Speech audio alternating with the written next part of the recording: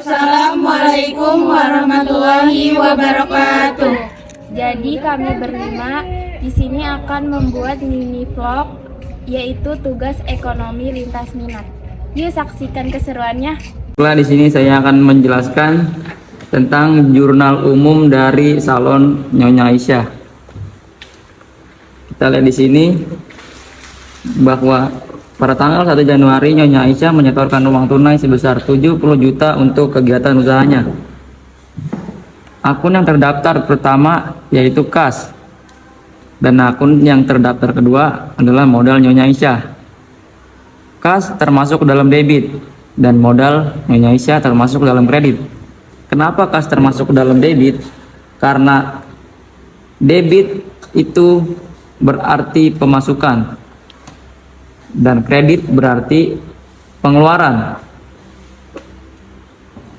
Selanjutnya di transaksi kedua pada tanggal 3, perusahaan membeli peralatan sebesar 1 juta yang berarti peralatan termasuk dalam debit dan kas termasuk dalam kredit.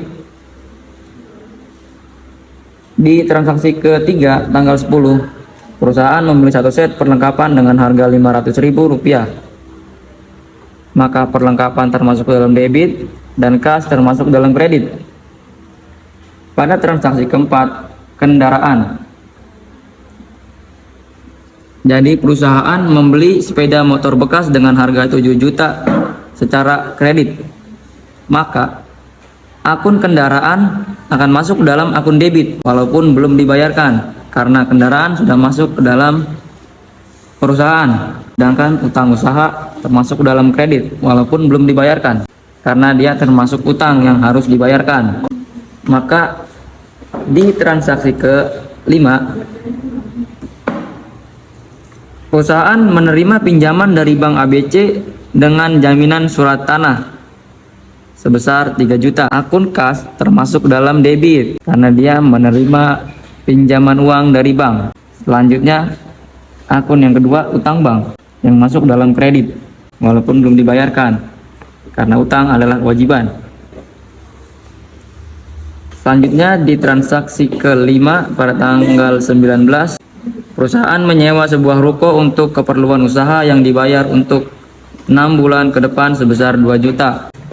Akun yang pertama itu sewa dibayar di muka yang masuk ke dalam akun debit dan kas termasuk ke dalam akun kredit. Kenapa disebut sewa dibayar di muka? Karena sewa dibayar di muka itu adalah pembayaran sebelum benda atau barang itu digunakan, maka disebut sewa dibayar di muka.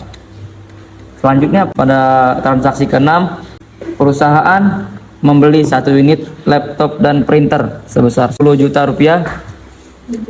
Laptop dan printer masuk ke dalam debit dan kas termasuk ke dalam kredit karena pengeluaran. Di transaksi ke-8, kas. Transaksi ke-8, 2 orang pelanggan datang kepada Nyonya Aisyah. Pelanggan pertama memakai jasa meluruskan rambut dengan harga 300.000. Pelanggan kedua memakai jasa mengkeriting dan mengecat rambut dengan biaya 250.000 dan belum dibayarkan. Akan dibayarkan keesokan harinya.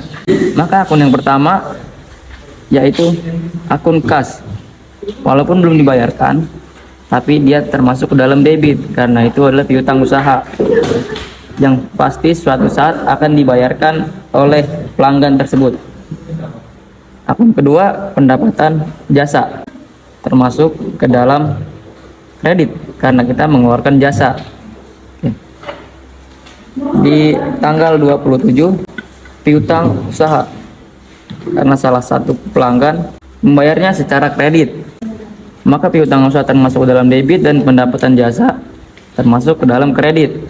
Selanjutnya di transaksi ke-10, membayar utang pada tanggal 15 Januari 2020 sebesar 4 juta. Kita lihat di sini pada tanggal 15 Januari Nyonya Aisyah meminjam atau membeli kendaraan bekas harga 7 juta. Maka utang usaha daripada Nyonya Aisyah berkurang dikarenakan dibayarkan.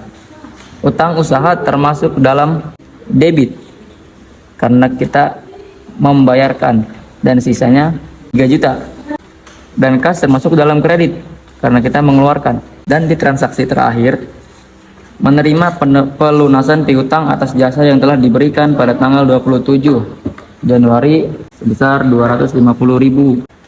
Tanggal 27 Januari pernah didatangkan pelanggan yang membayarnya secara kredit. Maka di sini perusahaan mendapatkan pelunasan dari pelanggan. Akun pertama itu kas yang masuk ke dalam akun debit, dan piutang usaha termasuk ke dalam akun kredit.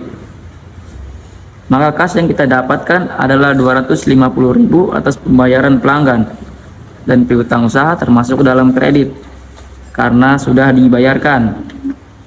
Sekian dari saya, terima kasih. Bagus. Mungkin hanya itu penjelasan mini vlog dari kelompok kami.